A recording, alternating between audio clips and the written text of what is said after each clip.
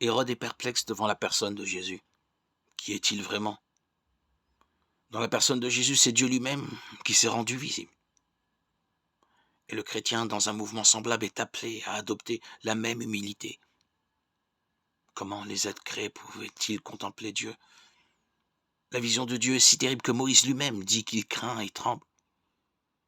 Mais maintenant qu'il a déversé sa grâce sur le monde par son avènement, ce n'est pas dans un tremblement de terre, ni dans le feu, ni en s'annonçant d'une voix terrible et forte qu'il est descendu, mais comme la rosée sur la toison.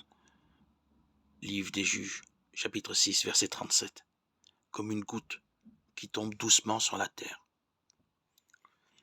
C'est sous une autre forme qu'il est venu parmi nous. Il a en effet recouvert sa grandeur du voile de la chair. Il a fait de celle-ci un trésor. Il a vécu parmi nous dans cette chair, que sa volonté s'était formée dans le sein de la Vierge Marie, la Mère de Dieu, pour que le voyant de notre race et vivant parmi nous, nous ne soyons pas troublés par la peur en le contemplant. C'est pourquoi ceux qui se sont entourés du vêtement dans lequel le Créateur est apparu en ce corps dont il s'est couvert, ont revêtu le Christ lui-même.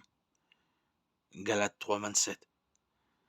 Car ils ont désiré porter dans leur homme intérieur, Éphésiens 3, 16, la même humilité avec laquelle le Christ s'est révélé à sa création et a vécu en elle, comme il se révèle maintenant à ses serviteurs.